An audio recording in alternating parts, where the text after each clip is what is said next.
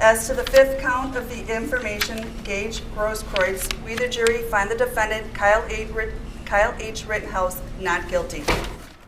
Kyle Rittenhouse collapses in the courtroom as he learns that a jury has acquitted him on all charges. Good evening, everyone. I'm Mike Strelo. Natalie Shepard, Amanda Porterfield are here as well as we bring you special team coverage of today's decision. We found out shortly after noon the jury reached its verdict after about 25 hours of deliberation over 4 days. As you know, Kyle Rittenhouse faced 5 charges for the shootings of 3 protesters in Kenosha. 2 of those protesters died one by one today. The jury foreman went down the list of all of these charges. In each case, the verdict was not guilty. Reckless homicide, not guilty. Endangering safety, not guilty. First-degree intentional homicide and attempted first-degree intentional homicide, all not guilty.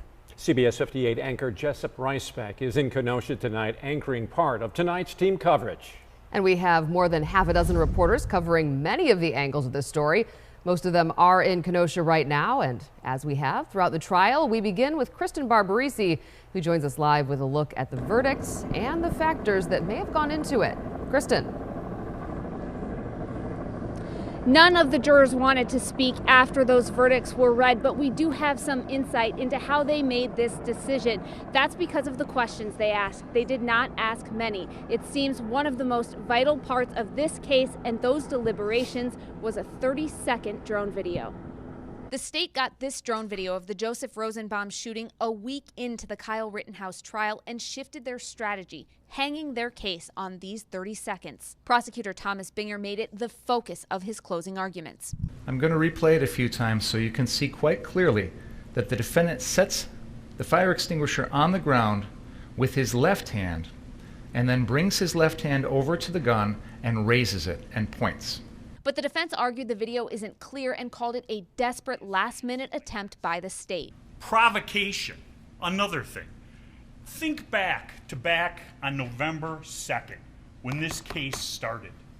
Did you hear one word out of Mr. Binger's mouth about provocation?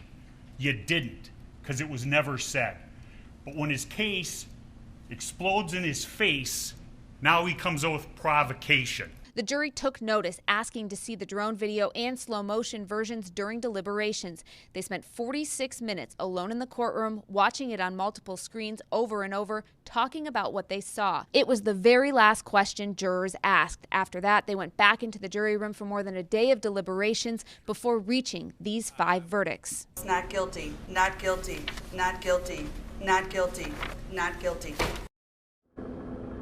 Before the verdicts were read, the judge warned there should not be any emotional outbursts in the courtroom. Still, we saw Kyle Rittenhouse's knees buckle as he fell, his mother and 2 sisters sobbing in the gallery. We also saw a lot of tears from the fiance of Joseph Rosenbaum and the girlfriend of Anthony Huber. Live in Kenosha, Kristen Barbaresi, CBS 58 News.